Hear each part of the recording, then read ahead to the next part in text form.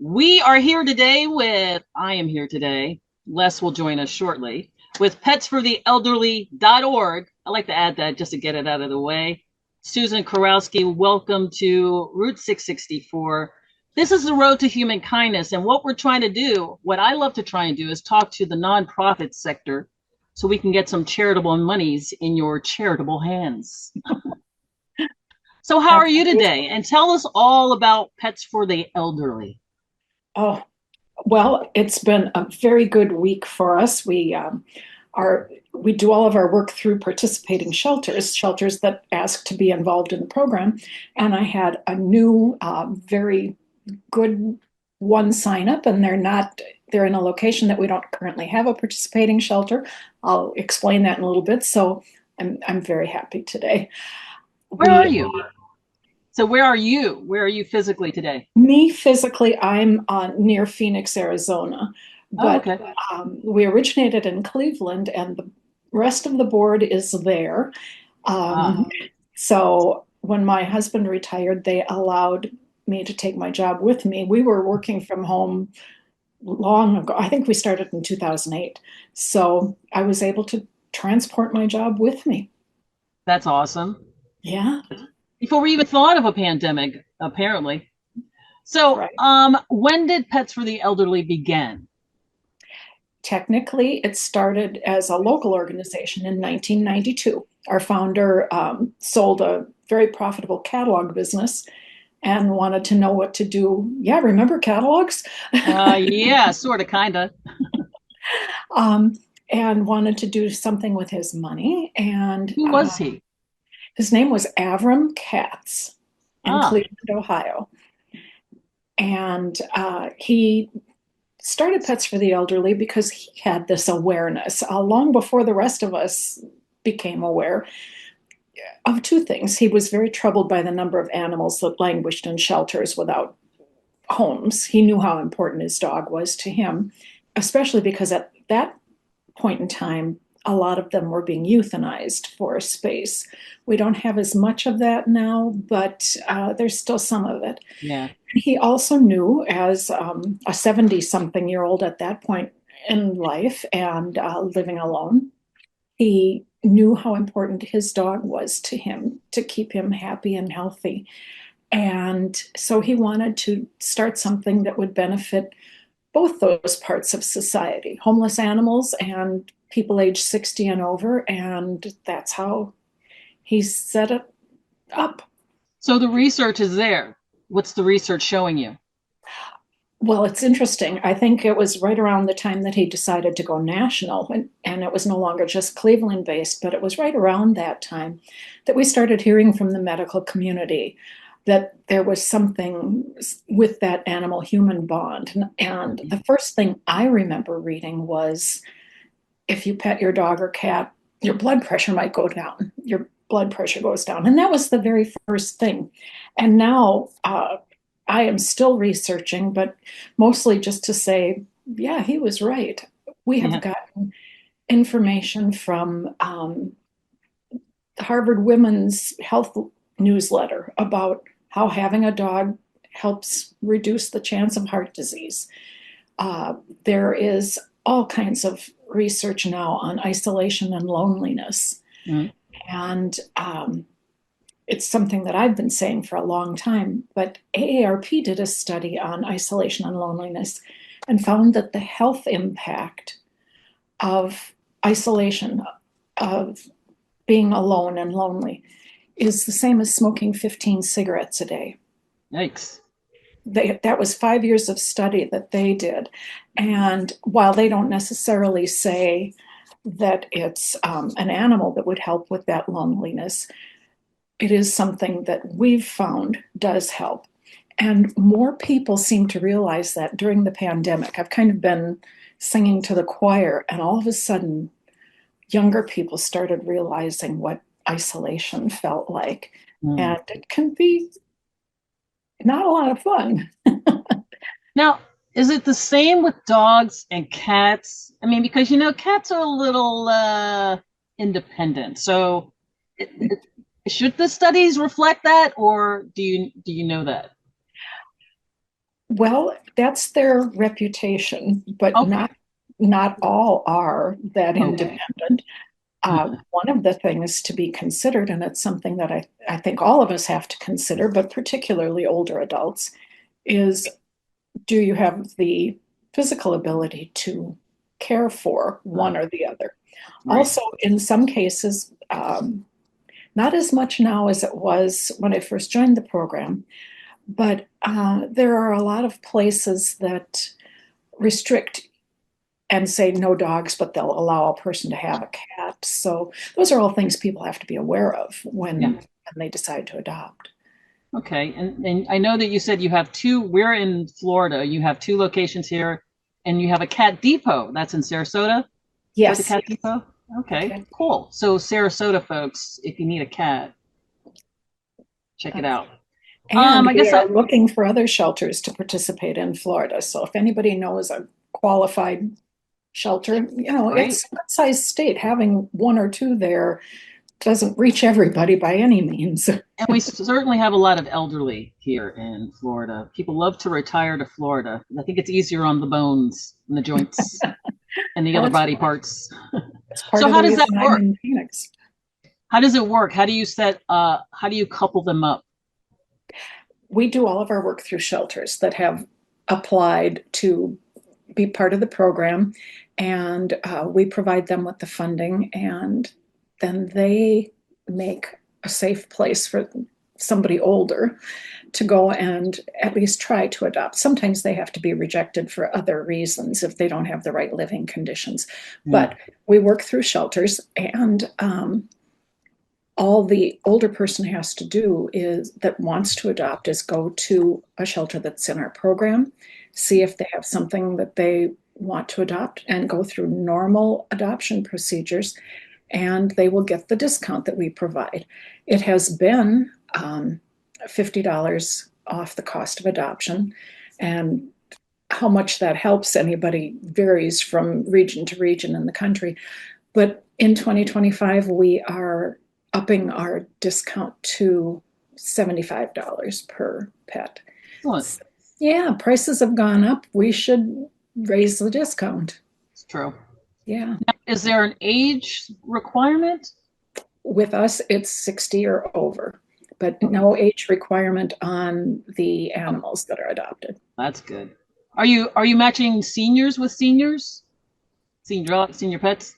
Not Doesn't matter. necessarily. Some of Because I our would just think a shelters, puppy is more obviously a puppy is a little bit more trying. yes, exactly. We do, most of our shelters have now adoption counselors. So Okay. we ask them to use their counseling standards and to use good sense. You don't put a bounding puppy on a leash with a 92-year-old using a walker.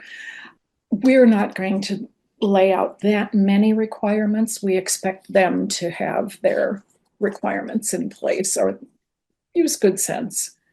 So what's the record? How many success stories have we gotten? A little over 118,000 since Oh we boy. went national. And in 2021, we changed the program a little bit. I've been with the organization, it'll be 19 years next month.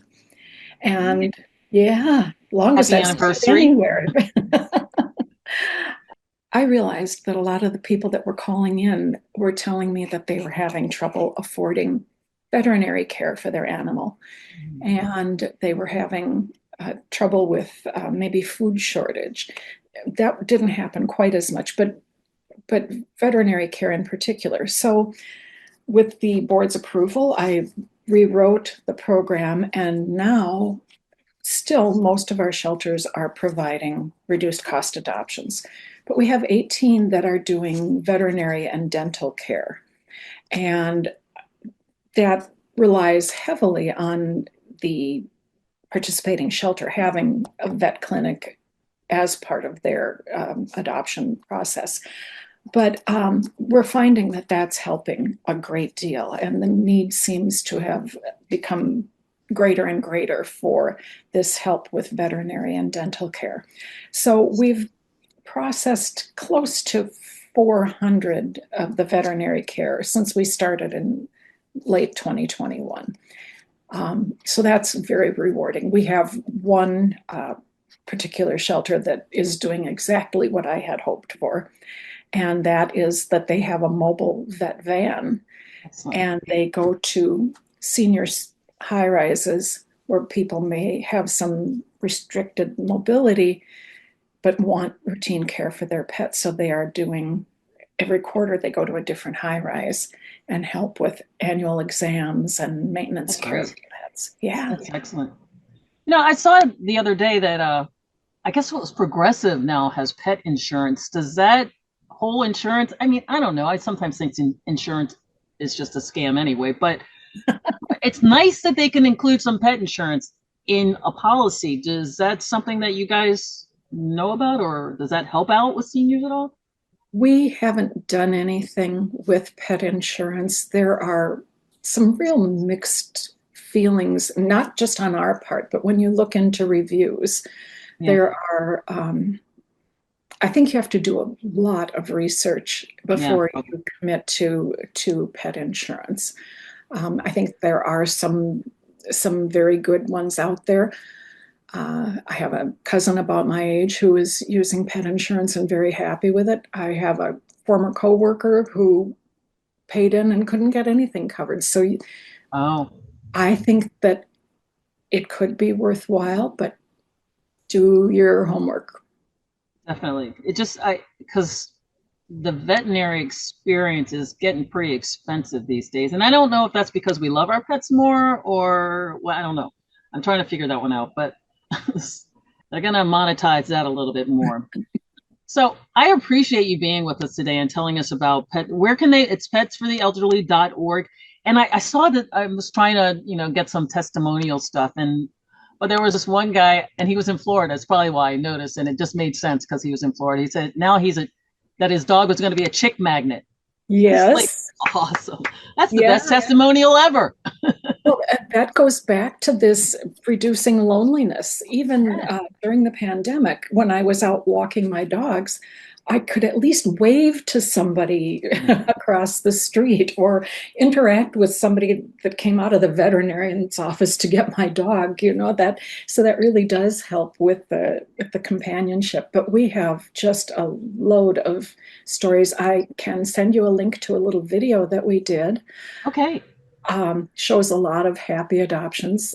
That's part of the reason I've got the best job in the world. I get to see the photos, and it's not just the people smiling in some of these pictures.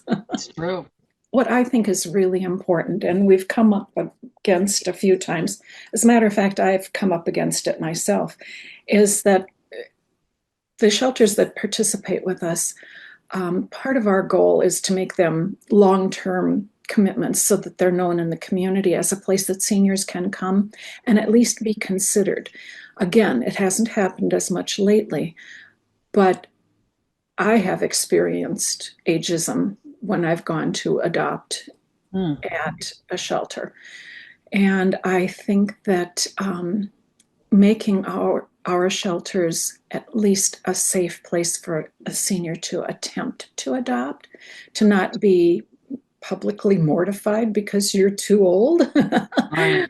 That has happened to me, and I think that that's important. I think that children of seniors, like my kids' age, they should know how important that companionship is instead of acting like mom or dad is trying to add another nuisance to their life.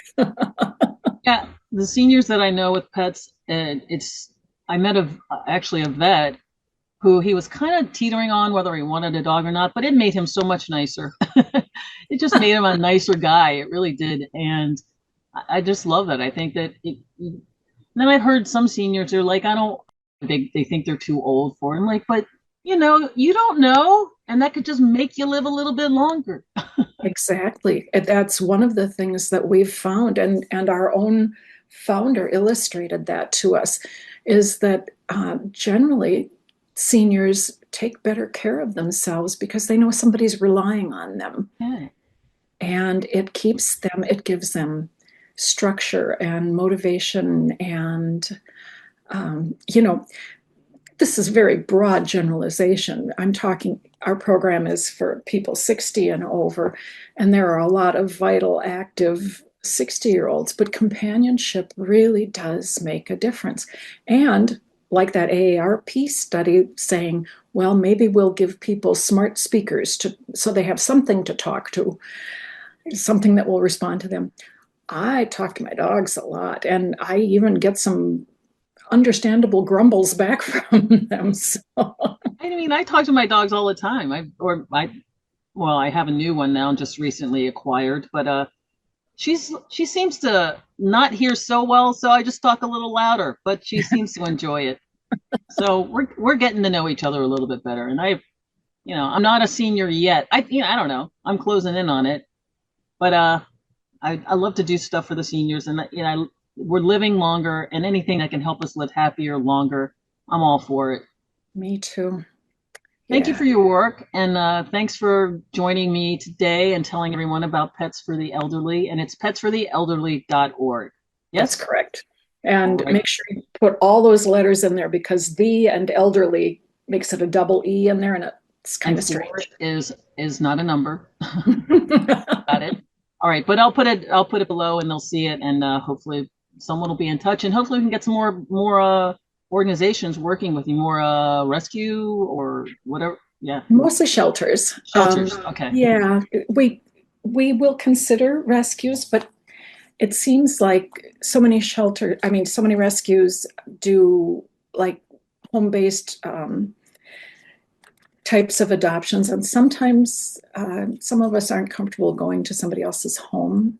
Okay. So they'd rather go into a facility, but right. For a well-run rescue, yeah, we'll consider them. It's all important. All right, then we're looking for shelters. Jump on board. Yeah. And thank you so much, Susan. Have a happy day, and I love that purple again. And it's just purple's so awesome. It's royal. Oh, thank you. And happy anniversary to you. Thanks. All right. Thanks for having me. Our protagonist, Jack, was a 65-year-old retiree who'd always been known for his offbeat sense of humor and love for numbers. He'd been searching for a way to support his community while securing his retirement income. One day, while browsing through the depths of the internet, Jack stumbled upon an article about Tax Code 664 and its potential benefits for charitable planning. Hello, welcome to today's edition of Route 664, the road to humankindness. Curious and excited, Jack decided to delve further into this mysterious code. He spent hours poring over tax law books and articles until he became a self-proclaimed expert on the subject. He'd tell his friends, "Who needs Sudoku when you've got tax codes to crack?"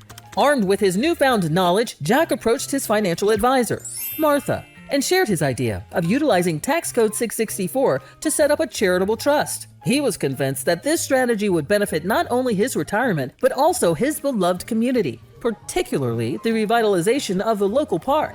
With a twinkle in her eye, Martha acknowledged Jack's enthusiasm and praised his resourcefulness. Together, they devised a plan to establish a charitable trust that provided Jack with a stable retirement income and directed the remaining funds towards renovating the park. Word of Jack's innovative approach spread like wildfire, inspiring others in the community to explore the potential of Tax Code 664. Soon, more and more people began implementing charitable planning strategies to support various community projects, ranging from building a new animal shelter to establishing a local art center. As Jack took his daily strolls through the newly renovated park, he couldn't help but smile. His Tax Code 664 adventure had not only secured his retirement, but also transformed the community in more ways than he could have ever imagined. With a wink and a grin, Jack would often say, "Looks like the joke's on boring retirement plans." Who knew tax codes could be so much fun? Who? Remember, your financial journey can be both impactful and entertaining when you explore the potential of charitable planning with Tax Code 664. Visit endowamerica.com. With the right knowledge and guidance, anyone can turn their dreams into a reality. Leave a lasting legacy that benefits generations to come. endowamerica.com. Plan, prosper, pass on. The power of 664. Exciting news. The Discovery 664 Academy podcast is live on Spotify. And if you're not following us there yet, you're missing out. We're dropping new episodes every week, so don't miss out on more of the most powerful strategies to grow wealth through charitable planning.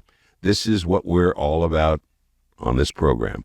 When you tune into the Discovery 664 channel, you're going to see podcasts that will enlighten you and keep you up to date on how to deal with your charitable financial planning and to do the best job you can to build yourself your own 664 account. That's what's the end result of what we're trying to do here. We want you to endow yourself and then endow the community. That's what the bargain was when Congress gave us these laws in 1969. Do something good for the community when you pass, and we'll give you lower taxes while you're alive. That's what the bargain is, and that's all we're trying to teach you. Go to the 664 Discovery channel and find out more. So, this is all about common sense. Common sense says if there's an easier way, it's Occam's razor. It's all those ways of looking at things in the philosophical world. But common sense and finding the easiest solution sometimes is right in front of you. And what a great thing when you have two problems.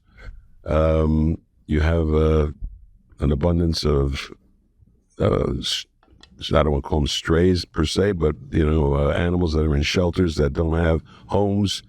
And you have a need from the elderly side where you can have companionship. They say there are three reasons why people die psychologically. One, that they run out of family and friends. Second, that they run out of money. And the third, they run out of purpose. And having a pet really solves a couple of those problems.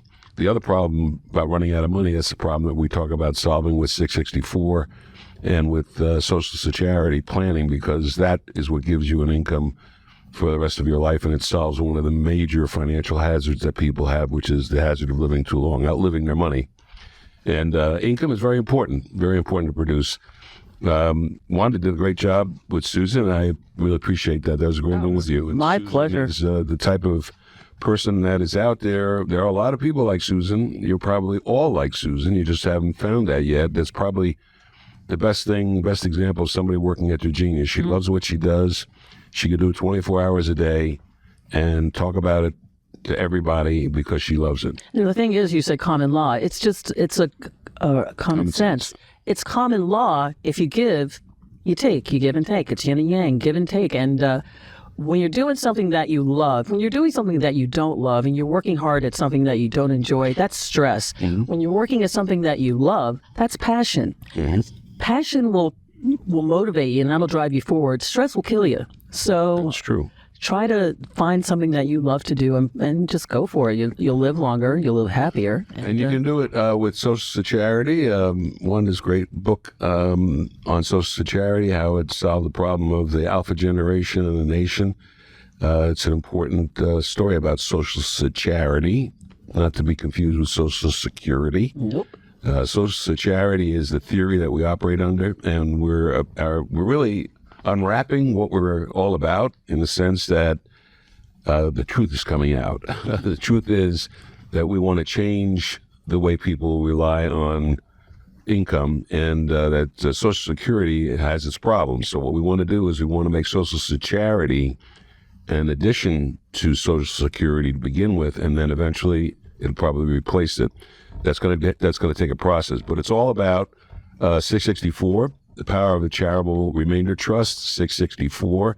This is something that you can, a booklet if you want, you can go to info, you can write to me at info@endowamerica.org for that, or for the book to find out how to get that. It's on Amazon, obviously. And the author is here with us, and she can sign a copy for you. I can. Autograph it. Oh, it would be my pleasure. So when you approach this, you need to have a way to learn about how to do it. The ambassador program that we've established at the Discovery 664 Academy is a very broad-based financial literacy course, where when you take all the parts of the course, you'll learn about the 5 financial hazards, the 5 levels of taxation. You'll learn about how we got to where we are as in an economic world, what your role is in an economic world, and also how to use these particular parts of the tax code that Congress gave us all those years ago in 1969 that nobody's using. And we want you to become familiar with that, because just like a 401k helps you retire, that's what these do too. These are the forms of social security, and being an ambassador or going through the course to become an ambassador helps you understand enough so that you can tell other people about it. And then if you want to really enhance your learning or to become more valuable in a sense to the community, you can become an endowment engineer. That means that you'll be certified, that you can help other people do what they need to do to solve tax problems and to figure out the best way to handle their assets and to pay the least tax, get the most income, and do something great for the community. That's what an endowment engineer is doing, can do for the community and do for you as an individual. And if you want to become an endowment engineer, you go through the ambassador program, and then there's a major test that we give to make sure that you've absorbed the information so that you can legitimately share it with others and help others by doing blueprints to help their advisors, to help them do what we're talking about, get people to do social security. The ultimate objective is, as I said, to try and replace Social Security, but do it gradually. Yes. We don't want to scare you that we're coming at you with your taking away Social Security. We're not talking about that. We're talking about adding to it and then gradually replacing it. And we start at the younger ages and let that work up, and eventually it'll phase out. And I think that's better for the country. They just, the Senate, and actually passed a bill, and it's going to Biden's desk today, or the next day or so, about how to make, and they were trying to make the Social Security system fairer for people who work for the government, and the government already has a retirement program, so it's a very discombobulated system, and it's not going to be improved by that, but it's going to be stressed more. And so we're already under stress. We need to find a better way. Common sense. That's what this is about. It's about a way for you to help yourself get your own retirement endowment, and then pass that endowment into the community. And if you want to help a shelter, this is a great program, Pets for the Elderly. If you want to help that program, you can leave part of your endowment to them. What we're talking about is building wealth through charity. Yes. It's really awesome. It's a great thing. I love philanthropy. Love of humanity. It's what the word means. So Humankindness. jump on board. Yeah. And Train to believing. Yeah, helping in the smallest way means something. You don't know how important it can be. Even a smile, that's an act of kindness, and you don't have to be. You can smile at somebody in passing. It doesn't mean anything. Just it's a good way for you to say, I'm a happy person. I want to express my happiness to you. So smiling is really good. I think it was Mother Teresa says that peace begins with a smile. Yep. I Nice. agree with that 100%. Awesome. So can you tell us a quick about the courses? Yeah. So right now there are 14 courses that are up on the site. We've been working diligently to double that to 28, and hopefully by roughly January 10th, we're going to have those courses up. So there'll be a total of 28, and they range from a lot of different concepts. They're brief. They're 10 to 12-minute courses. Each one has a test. We try to make the test, a little bit of a brain teaser so that you can show that you actually understand the material. Can you watch them twice? Yeah, you can watch them as many times as you want. That's good. And then there are blueprints. There are handouts. We did some early on that were a little primitive. There's still room there. We're going to try and update those a little bit. But once you get immersed in it, you'll understand what the philosophy is of what we're doing. It's to educate everybody about how to make their financial lives better, and using charity to increase the value of their assets by reducing their taxes and increasing the amount of income they can get. People don't know that they can give to charity and get income in return, because you're not giving to charity right away. You're giving to charity when you pass. And that was the bargain that Congress made in 1969, and that's what we're teaching you in the ambassador program, is how to utilize those things. For example, if you have appreciated stock, or if you have commercial real estate, or a C corporation where you have retained earnings, those things are actually, there are cases that are actually shown in there with blueprints where you can get the complete picture of what these things look like. And even that CRTs are not a dead end. You know, you have a CRT doesn't mean that it's, even though it's an irrevocable trust, doesn't mean that it doesn't have value. If you got into a position where you needed to change it, you could. And it's those types of things that the endowment engineering is about. That's how you work this concept to make your endowment better. It's creative. Yeah, this is Route 664, the Road to Human Kindness, and Route 664, the Power of the Charitable Trust, and also Social Charity, a great book to introduce you to it. By visiting route664.org, where all of our shows are archived, and lots of information throughout the day, and some great music to accompany it. So it'll make you feel good, and you'll learn lots. Yeah. Route664.org and the Academy. Yeah, the Academy, and check us out on Spotify and Instagram. And Discovery664.com. Gotcha, Erica. Right.